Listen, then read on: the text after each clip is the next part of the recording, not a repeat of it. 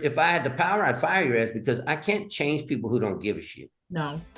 Are you in the healthcare field, or would you like to learn how to save a life? Let Central Valley Medical teach you today. We offer CPR and first aid, IV therapy, ACLS, PALS, NRP, and more. Visit us at www.morethancpr.com or call us today at 559-765-0306. We do more than just CPR. Learn to respond to a code, not react. All right, y'all. Welcome to another episode here on the Nurse to Nurse podcast with your girl, Starshema, and your good nurse guy friend, Kevin. What's up, Kevin? How's it going, guys? I'm glad that you guys are here today. We're doing another episode with Starshema. And like Starshema says, build your damn brand so you can make your money. Right. Let's get this money. Let's get to this money. Let's get to this money. But let's just drive impact as well while we get into this money. Right. I love it. I love it. I love it. So, Kevin, we got a big topic today, and I love this topic. It's how to protect yourself as a nurse when the organization fails you. I mean, that's huge because I remember being a young nurse and coming out into the profession. I always thought that organizations will be there to protect me in the event that I did anything wrong. Right. And I have to say, in my time of nursing at the bedside, to my knowledge, right? To my knowledge, that I have never done anything that will harm patients or have caused any harm to them. But to be human is to err. I don't know. Right. So with this, I think that this topic is a very, very good topic because now we're starting to see in the last year and a half, 2 years, nurses are coming out in the news much more than what we have ever done before, right? And maybe I'm just more aware, maybe I'm woke, and you may have a different experience of that, but I feel like nurses are being talked about much more often. And the conversation now is like how we talk about how no, it's an organizational thing versus a nurse thing. And we want to have a conversation with you all today to say, how can you protect yourself as a nurse when the organization fails you? What does that mean to you, Kevin? Well, I don't think it's just nursing. There's a recent story that came out about 2 EMS workers. I don't know if you saw that story. No, I didn't see that. So there's 2 EMS. I don't remember what state it's in, Kentucky or Tennessee, but they had a patient, and people can quote me if I'm wrong. I don't remember exactly what happened to the patient. It was probably a psych patient or a violent patient that they picked up on scene, non-compliant patient, whatever you want to call it. And they were just too lazy to deal with it. And they put the person face down on the gurney. They strapped them down, face down. And what happened to the patient? Probably knocked them out. They died. Yeah. Now they didn't get knocked out. They died. And now they're being charged for 2nd-degree murder. Wow. So, I mean, when you they struck the patient, let me go back. So they basically planted the patient on the gurney in a forceful type manner. No, they just tied him face down. Oh, they tied him face down. Yes. I don't know. Restrained. Okay. They were using some protective devices. They probably used leathers. They probably used the seat belts because some of the gurneys probably had remember those orange seat belts on the gurneys? Yes. Wow. So was it that this person died because of suffocation because they were face down and tied and couldn't move? Is that what they probably suffocated? So it says EMS workers charged with murder. Video shows patient strapped face down. Wow. 2 EMS workers from, and I don't know if I'm saying this right, Sangamon County in Illinois are facing 1st-degree murder after authorities accuse them of incorrectly placing a patient face down on a stretcher and strapping him down across his back to transport him to the hospital. Wow. 1 EMS worker was 50, the other was 44, so they probably are pretty seasoned and stuff. And then the patient was only 35 years old. Wow. Pronounced dead when he got to the hospital. The autopsy revealed the cause of death was compressional. I don't even know what that means. That doesn't make sense, but compressional and positional asphyxia. They're just probably saying they probably compressed this and choked him to death. So, I mean, what did they do? Like if we have them in the ED, if you have somebody that's spitting at you, what do? We have that little mask, like a bouffant mask that you can put over that where they won't suffocate, but if they spit, they're just going to spit on themselves. Right. Absolutely. You remember those? Yeah, I remember those. And like least restrictive things instead of trying to tie somebody down, or I mean, if you tie somebody down, they will still hock a loogie at you, right? So these EMS workers, it sounds like they really like violated policy and procedure. You know, when I was a young nurse, I used to always think about, and even as we were talking in the green room, you know, it's like I've never carried liability insurance as a nurse because I always felt that as long as I worked in an organization and I did the right thing, that the organization will cover me, right? But what we're seeing more so in many different situations that you may not always necessarily be covered when you are not following policy, or there can be policies that you are unaware of that you are not following that can also put you up for litigation, right? Because you didn't what? Didn't read the policy or go search it out for yourself. Is that what it is? Right, but I'm just being honest. I mean, Yeah. I'll give an example. At the last organization that you worked at, how long did you work there? I was there for about 16 years in Right. different And capacities. if you read one policy every day that you went to work, just one, you would have read the policy and procedure manual like 20 times over. You're right. Did I do that? No, you're like the typical nurse, never read policy, except the clocking in, clocking out, holiday pay and shit. Right. Well, you know what? As a new grad nurse, there was times when there was things like when I first gave my first blood transfusion, right? Those were things that I had to look to and lean to and then ask questions because as a very novice nurse, even though you read it was black and white, sometimes you need that interpretation, I got you. the shades of gray and your client's or your patient's condition, right? But also, I think that sometimes what happens is because we're in such an information overload society that we often lean to our seniors or people who we appear to have more experience to give us that experience. And I'm thinking more so as the nursing profession is being more populated with a lot of younger nurses and perhaps some fake nurses. We'll talk about that in another episode, but that your information may not always be as good. And in that, it puts you at risk for litigation and makes you fall from underneath that protection and that umbrella from nursing. So what do you do and how do you protect yourself? Well, I mean, I always tell every nurse you should get liability insurance, but most nurses don't because they're afraid to buy it because they think if you buy it and have it, you're going to get sued more, or their managers or their older nurses like us say, oh, no, you don't need that. The hospital will cover you. And that's false. And I don't sell insurance. I'm not getting money off of them, but there's two groups you can go to. One is nso.com. The other one, I told you, I got to make sure I'm telling you right, but I think it's called cmfgroup.com. There's only two of them that I'm aware of. I have both because it's only $200 every year for both. But something else you didn't know about me, but I do legal nurse consulting too. So when people get sued, the attorneys will hire me because I'm a certified emergency nurse. They'll hire me and they'll say, hey, review these charts and tell me, did the nurse follow policy? Did they do something wrong? And so when I get these, I go to the hospital and they have to give me their policy so I can read their policies. And I look at what the nurse did and I'm like, well, their policy says this, but they did this. It sucks, but that's what happens in lawsuits. The problem is if you never read the policies, you're relying on me, an older nurse, to tell you something that may not be true. Yeah. Because you trust me. And if I'm a seasoned nurse and you came to me, start seeing me, say, hey, Kevin, can I hang blood? The first thing out of my mouth would be what? Well, you said, when I come to you and say, can I hang blood? Can you hang blood? What would be the first thing out of my mouth?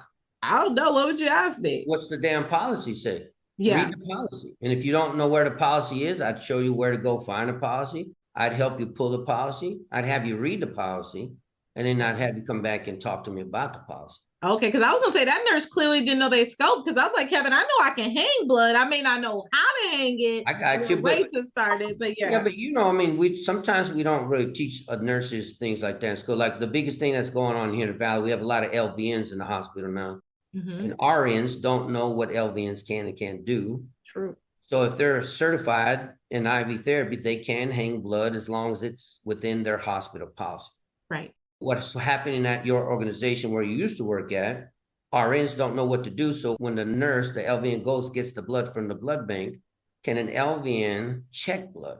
Can they verify? Or does it have to be two registered nurses? I think it says you should have two licensed nurses. Wait, say that again. Nurses. No, that's not what it says. See, that's your interpretation. That's where older nurses get fucked up. Say your first statement again. You need two. Licensed nurses. Yeah, but you're not a licensed nurse. You're just an LVN. No, they are licensed. I know that, but that's a common thing RN saying. I'm like, that means you don't know your ass from a hole of ground, because an LVN is a licensed nurse. Now, do they have the same scope as you know? But the policy says 2 licensed nurses. Right. So you got to make sure that you know what you're talking about before you educate people. If you're not, ask questions. I mean, we can't know everything. Right. But always tell people to go to the policy. Always follow policy. Yeah. That's interesting as a legal nurse consultant. Thank you for sharing that, because I'm just learning so much about you on this podcast. Like, oh my gosh, y'all. So he might be the one that's going and reviewing our charts when we... No, I'm just kidding. I had a case that was in a local hospital here in the Valley that was really interesting that I reviewed. So and it's hard sometimes because I may know the nurse and shit, and I can't say nothing, and I don't, I'm not trying to be judgmental, but I'm like, damn, did they really fucking do that and shit? Right. No, truly. And looking at that, like, I think, and it adds so much texture of saying nurses, how do you protect yourself, right? With this, because I see it happening all the time. And majority of the time, like when you're looking at some of these cases, just, you don't have to tell me the cases or shed that light on any of that. We don't want to violate anything. I won't no names, but I can still talk about the details because the case is better, but I mean. So when you look at some of these things, do you think that these things was really intentional, or were they like small mistakes, inattention to detail? I don't think they were intentional, but I just think it's maybe a lack of education, lack of understanding. Like, I'll give an example. One of the problems was this lady came into the emergency department. Her temperature, according to the chart, her temperature was 94 degrees for 8 hours. Okay, she's a little hypothermic. And they never what? Right. But they never what? Never warmed her up, never tried to do any type of measures or anything? If they did, it wasn't in the chart. Oh. So as a legal expert, what do I have to say in court? The standard is that you would have done this, and a normal prudent nurse with this level of experience would have done this. If you did take the warming measure, you should have documented them. But it wasn't documented, and the vital signs reflected that she stayed 94 the whole head. And what happened to the patient? She died. She died. So I mean, what do you do? I mean, I'm not trying to be mean to nurses, but I'm like, it's easy for people to say, well, that's common sense. I don't teach about common sense because sometimes people aren't raised with common sense, and some people don't have common sense. You got to, if people make mistakes, like if you made a mistake, Starshema, I know it sounds harsh, but I would go to you and say, Starshema, are you fucking stupid or you don't give a shit? I can see you telling me that in the room. But I'm not trying to do it out of malice, but I really mean it. I would ask, are you stupid or you don't give a shit? Which one is it? Mm-hmm. And depending on your answer, it tells me what I'm going to do with you. If you say, I'm just stupid, Kevin, what can I do with you? Educate me. Right. If you don't give a shit, what would I do with you? Probably report you. Like, you probably I would just, if I had the power, I'd fire your ass, because I can't change people who don't give a shit. No. So, I mean, I can fix people who don't know, because I don't know everything. Like, I don't know shit about OB. I always talk about that. Like, I'm not an OB nurse. I don't know what L&D nurses do and stuff. So I'd go to L&D nurse for that stuff. I would ask those nurses, because you can't know everything. Right. So the thing is, like, be as educated as possible, because if not, in those cases, when you're not taking the lead and the initiative to know your job and to know what your scope is and to know what the standard of care is, and a lot of these standards are put in our policies and procedures because they're evidence-based. They have to go get evidence-based information to put them in. Our schools aren't always teaching evidence-based. Why? They probably don't. See what I mean? I know, but you got to think about that, because I'll give an example. When you insert a Foley catheter, do you still inflate the balloon and check it for integrity? Well, according to the current text, that you should not do that because you can destroy the balloon. It has nothing to do with destroying the balloon, though, and that's where we failed each other. Mm-hmm. Inflating the balloon and deflating balloon is the #1 cause of urinary tract infections. Mm-hmm. Why? Is it because you're just inflating and deflating prior to inserting the catheter? Yes. Is it because you run the risk of contaminating? Well, you're going to contaminate. You're going to bring some contaminants in. You shouldn't, but you probably will, because most people aren't good at sterile process. But think about this. Now, I'm going to be very graphic and visual. I should have pictures next time. I'm going to let you give me co-host privilege so I can put up pictures and stuff. You can put them up. Right? What does your urethra look like? If I'm down in your private area looking at your urethra, what does it look like? What should it look like? A small little, I mean, I'm sure it's like a narrow little. What color should it look like? Huh? What color should it be? It should be pink. Right. And internally, you're thinking about, right? Right. It should be smooth and beautiful. Yeah. All right. So what does the Foley catheter look like when you first take it out of the sterile package? What does the tip of it look like? Nice and smooth and intact and all What put does it together. look like after you inflate the balloon and deflate the balloon? Oh, now we have expanded the territory. So It's now it may be a wrinkled, little rough around. right? So what's going to happen when I put my rough tip of my catheter into your beautiful, smooth urethra? It's going to scratch it up a little bit. It's going to cause some abrasions as it's going. Exactly, causing micro tears. And then when I inflate the balloon, what's it going to shove in your micro tears? Probably bacterias or whatever may have possibly been. Don't fucking check the balloon before you put the motherfucker in the damn patient, because that's what you're doing to your patient, though. I know, but they still teach that in school, even though the books say don't do it. Yeah.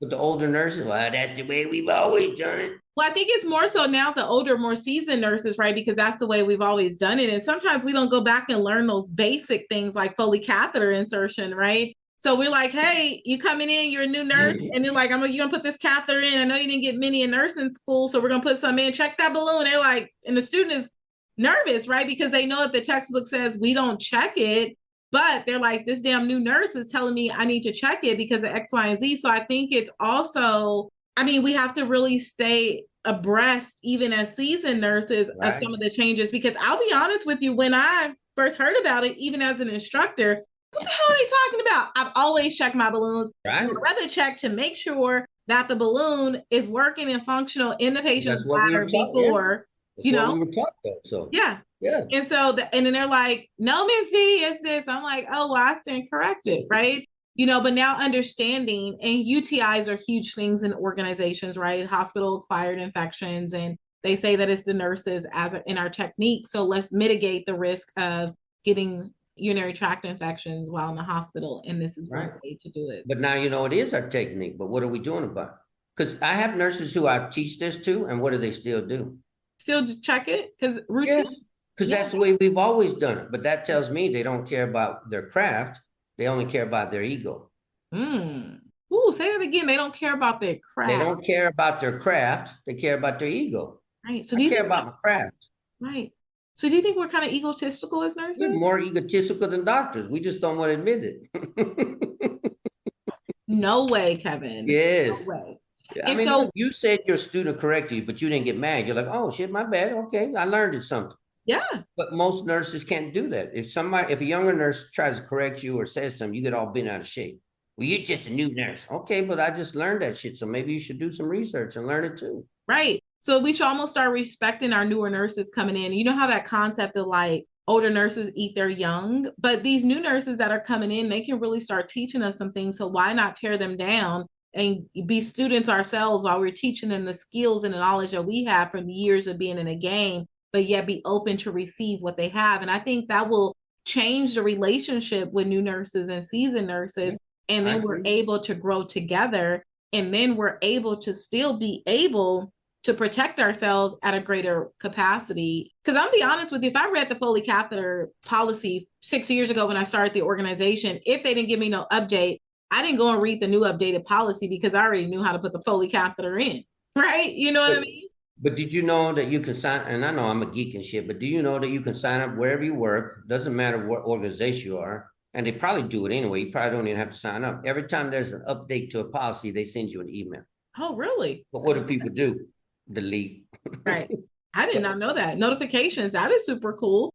Well, that's one good way to protect yourself and stay up to date, right? That's why I stay up to date with like the Board of Nursing, the BRN, the BVNPT.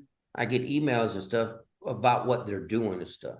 Yeah, so that way I stay abreast of what's changing and how I can use it to educate our nursing staff. Yeah, no, I've always seen you sharing things on your social about different things of different policies. And I think it's really cool. It's like shit that I would never even think about of what we can even do in our scope as nurses. I think you shared one was about how marijuana, giving children cannabis at school for neurologic seizure type of disorders. Right. So I thought that was cool because I wouldn't have probably never, it's not my thing. My children don't deal with it. Right. Why would I ever known? And if a student asked me in the classroom, I probably wouldn't even know how to answer it. So that is really cool to stay. The problem was nurses were worried that they're going to lose their license for administering because it's not, as a nurse, it's illegal for us. Like they passed a law here in California this year, it took effect January 1st. As an employer, you can't ask, like if you were coming to work for me, I can't say, hey, Starshema, I'm going to drug test you. Are you doing drugs? Now, that doesn't apply to nurses, but a lot of nurses think it does. But if you have a federal background check for your job, you can't do that here in California. Oh, Weed is still illegal for nurses and healthcare professionals. yeah, I'm not saying don't smoke it because I don't care what you do, but yeah. it's illegal for us. And why? Is because we accept Medicare and Medi-Cal for our funding, and that is a federal finance, and it's federally illegal. Yeah, That's why it affects us. yeah. So, It's all tied into that money, huh? All tied into that money until they get that money straight. every decision we make in healthcare is always made about money. Yeah. Because I ask this a lot. I say, can RNs intubate? Can you intubate? I've never looked into, I don't think so. I know paramedics can if they're out in the field, Yeah, but I but don't see think what I mean? But that's my point is nurses always say, no, that's not within our scope, but that's not true. It's still within your scope. Mhm. Hospitals don't want you to do it because they can't charge for you. Oh, Right. That's why nowadays nurses are not able to do breathing treatments like we used to. It's common practice. Now they don't want us to do it because they can't charge for it. so if I have a person who needs a neb, respiratory asthma, whatever it looks You like, got to call respiratory. because they won't get the charge if I started the nebulizer. Right. That's right. So now I'm just making up numbers, but if a patient gets admitted to the hospital, comes in the hospital gets $20,000 for nursing service. They get one flat fee. So if you did everything, that's all the hospital gets. So they figured out if they say Starshema, just wipe ass and give lollipops, you need a breathing treatment called RT, because now they can charge for respiratory care services. They can charge for the respiratory care assessment. They don't want you drawing labs anymore in the ED because they can't charge for phlebotomy services if you do it. So they want the phlebotomy to do it so they can charge for a phlebotomy service. Right. So Kevin, for our new nurses, think about that though. Think about our new Dumbing you nurses. down. We're dumbing them down. Right. So for So our when new they- nurses, do we think about the money before we do the life-saving measure that's going to save? No, but if they do it, they can technically get fired because they're not following policy. Shit. See what I That's mean? So- crazy. So how do you protect yourself when an organization fails you and you have somebody like a legal nurse consultant like Kevin coming in? Well, the good thing is that you get to, I guess, go back and look at the policy. I think that the hard thing sometimes in healthcare is when it comes to the money and providing good, confident care to your patient. Like as a nurse, I don't ever want to care about the money. I want to do the right thing whenever it is. We'll Right. figure out the money shit on the backside, right? You know what I mean? But how do I save a life? And if me giving a nebulizer to open up someone will be that measure to change them, I would have to consider money first. Well, I don't have the policy memorized, but you have to look and see if the policy has any kind of leeway for you to make a decision in an emergency type situation. But if you say it's an emergency, your documentation better show that it's an emergency. Yeah. You can't have perfect vital signs and SATs of 98% and you gave a breathing treatment because the kid was having emergencies. I know, but people don't think about that stuff. Right. So, I mean, yeah, though, that's true. Your charting should look like it should be Right. the picture, the words. I'm not saying fudge your charting because that's illegal too, but Right, no. you got to make sure that you're doing the right thing, because this happened here in a local hospital that is no longer open, if you know which one I'm talking about. Uh-huh. This little gal came, and I know it's probably not politically correct, but I don't give a shit. But this little gal came in, she's a new nurse, brand new nurse, and she came in one of my classes and she was devastated. She'd only been there 6 months, but in that 6 months, she made 3 medical errors. Wow. However, she did so in front of her preceptor. All 3 errors were done in front of her preceptor. What do you think about that? Nobody corrected it? That's Nobody. my point. So why? And she got fired, not the preceptor. To me, the preceptor should have been fired. Yeah, when you're underneath that person, they're Well, they supposed to made be her showing feel- you the way. Right, but they made her feel like she did something wrong. But to me, if you're doing it in front, so it tells me 2 things. Either the preceptor wasn't there and left her on her own, or the preceptor's a deep and didn't know what the fuck they were doing. I love that. A deep. But which is it? Carlos Mencias, you know who he is? No. You have to look him up. He's good. That's how I stole it from. So. Oh, okay. Deep. I love that.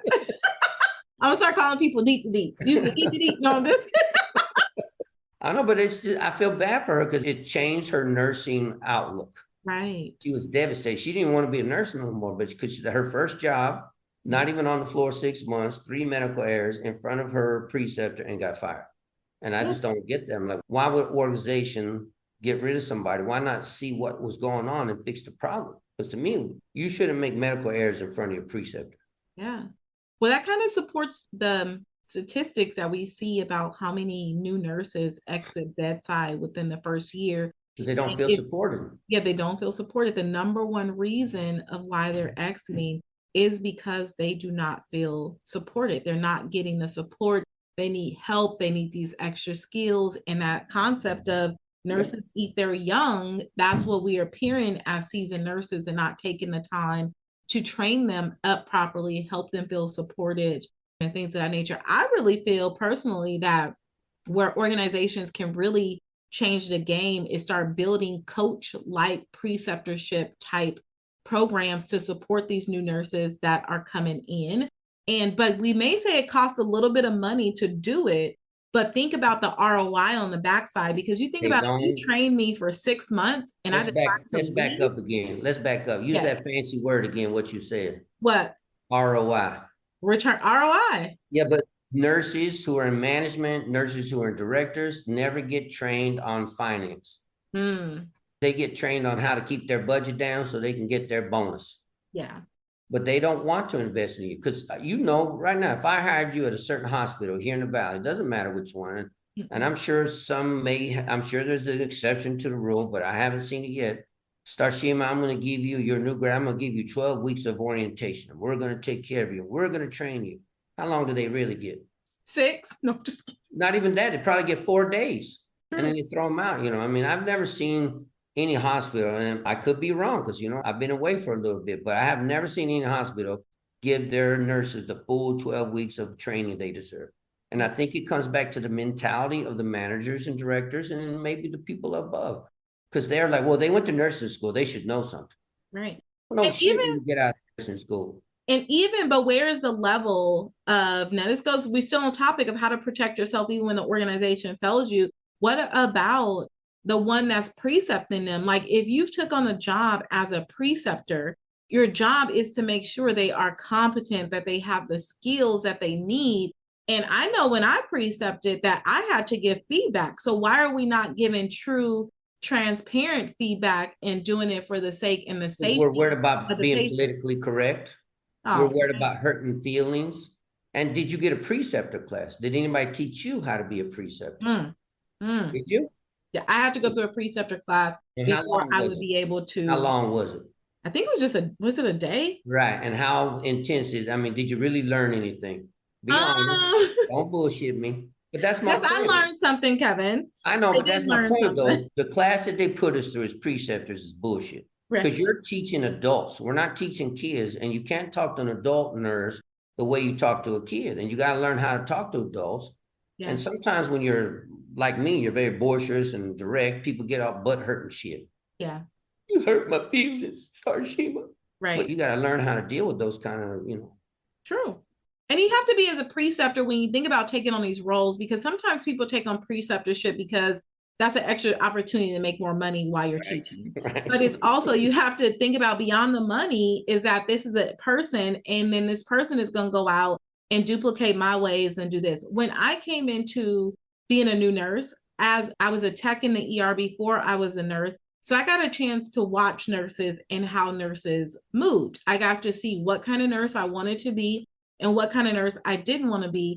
And then I found the nurse that I felt like was going to challenge me the most, that I was like, I want to be like him when I grow up. And that's when I decided to choose my preceptor. And absolutely amazing, the things that he taught me today. And then I've got, my sub mentors like yourself and some other people that was alongside me in the ER. But, you was that bougie dude that worked the night shift. So I didn't get to see you that often. But anyway, so I got to pick, and like, where do we get that level of grit back in the nursing profession to help build our new nurses so that they can sustain in our organizations and not leave because they don't feel supported 6 months to a year after graduating nursing school. And we're forcing them to go on and get further degrees, and then they become your bosses and you're mad at them because they're your boss, but you didn't want to take the time to train them when they were your counterpart. Right. You know what I mean?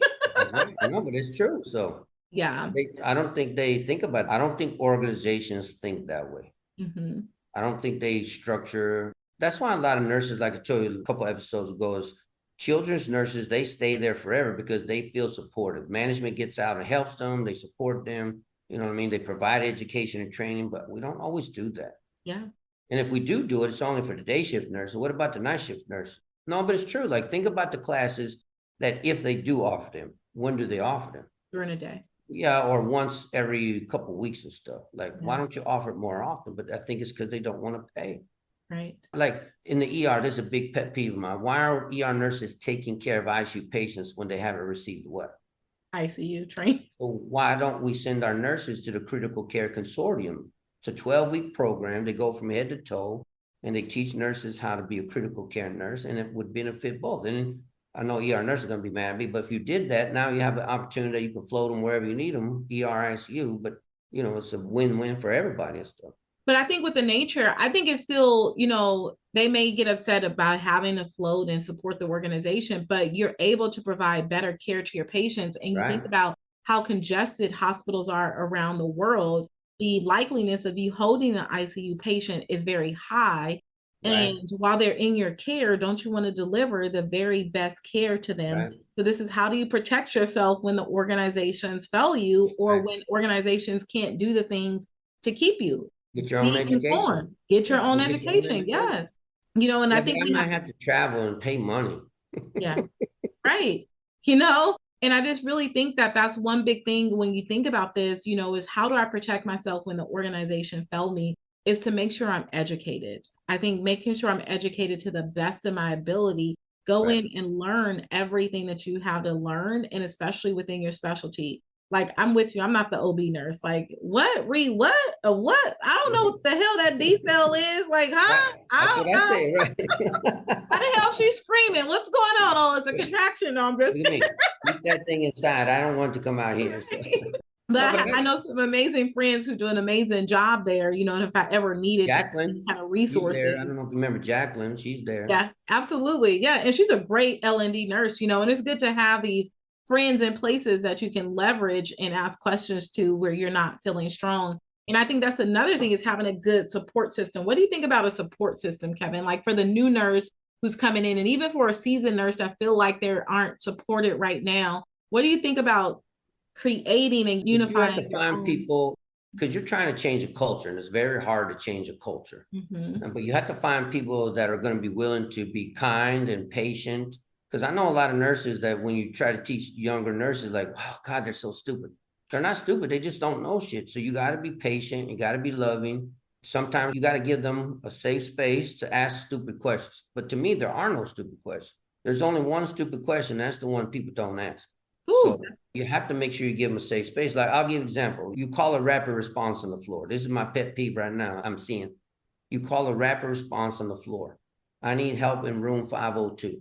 What does the nurse do until I get there to help? They're waiting for you. No, I'm just kidding. No, but you're not wrong. But that's exactly what they're being taught. Charge nurses, people have told me this when they come to me. Charge nurses say, you don't call the rapid response. You come to me and I'll determine if I need to call a rapid response. And that's where I go back. I'm like, well, yeah, but what does the fucking policy say? Tell your charge nurse to fuck off. What does the policy say? Right. I have a nurse from a local hospital that's on the other side of town. It's on the bougie side of town, if you know which one I'm talking about. Bougie.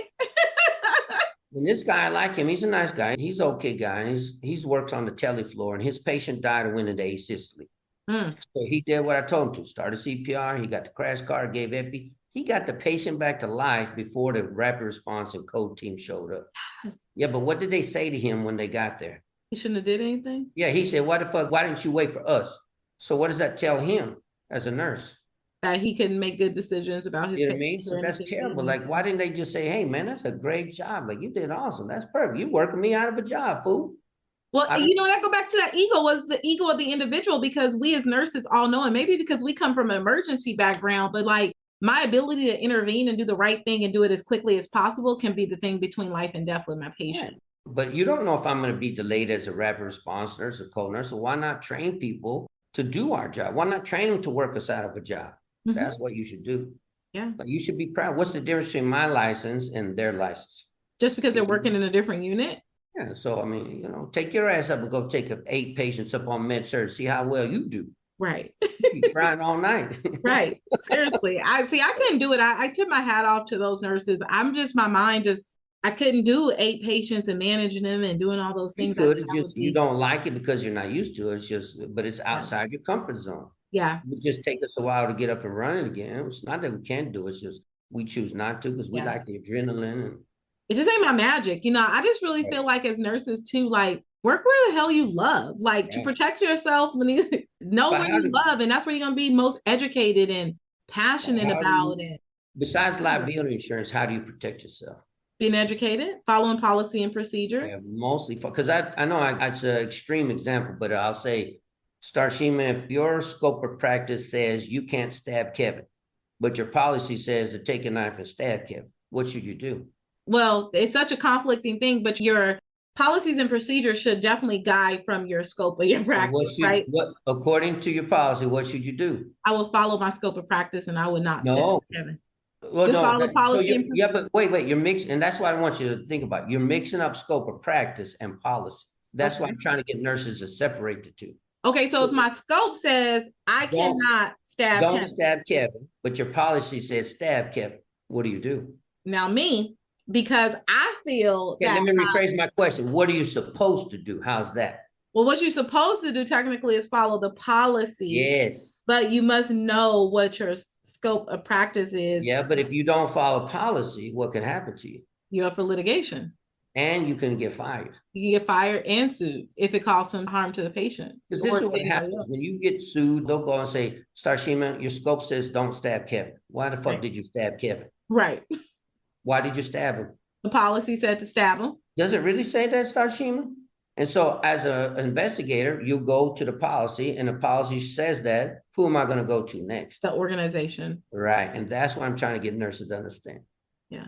Well, we hope and pray that whoever writes the policies, that they didn't mess it up like that, because damn, whoever wrote that policy, they messed up. I know it's an extreme, but it helps get the point across that you got to always follow your policy. Yeah. Yes, you should know your scope, but you got to follow policy, because your scope may say you can intubate, you can put in central lines, but can the hospital say, no, we don't want you doing that? Our policy says no. Yeah. Yeah, they have the right because they're the organization. So that's why I always tell people start with your policy as well.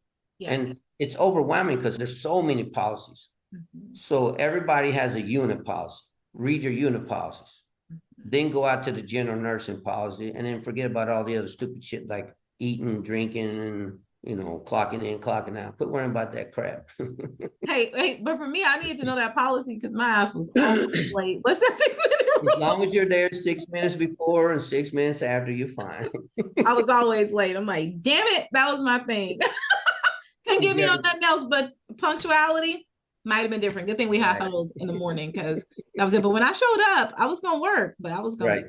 All right, Kevin. Well, I think this was a really, really good episode about how to help nurses protect themselves when organizations fail them. What I heard from you was, one, hey, make sure you know your policies, educate yourself, make sure you know what your unit policy says, then expand your knowledge around that. Definitely know what your scope of practice is. And then here's the big thing, just in case you thought you were following policy and you didn't follow it, get you some liability insurance, some good liability insurance for less than $200 a year for both. And it may save you hundreds of thousands of dollars in the long run. Because an average investigation by the board, because you're guilty until proven innocent in front of the board. So an average investigation can be anywhere from $15,000-$20,000, just the investigation. And then if you're sued, it's another. If you sue to go to court, then you got all the other fees and stuff. So that's what it helps you protect you from the board, and it helps protect you from a lawsuit. Right. At least lessens the damage anyway. Right. And I just want to tell to my new nurses, don't get discouraged out here coming into the field. Find a way to connect with your preceptor so that you can get the support that you need. Use your voice. The nursing profession needs you just like you need it to drive a greater impact, whether you're climbing the corporate ladder, whether you want to run the organization, you have to start here. Don't let anyone take you off course from starting. Be educated, be informed, and don't forget where you came from either. Don't get up the corporate ladder and forget about us. Right. Remember your two good friends, okay? Your two good friends over here on the Nurse to Nurse podcast and saying, we got your back. Right. Come hang out with us. Absolutely. All right, Kevin, wrap it up for us, friend. All right, so my thing is, I hope you keep listening to it because I want to make a difference for you guys. Again, education, make sure you follow policies, get liability insurance, but don't blame other people. It's your license. You want to be treated like a professional, so you got to take the responsibility as a professional. So I think that you keep coming to see us. We'll get you there. All right, y'all. Until the next episode, take care.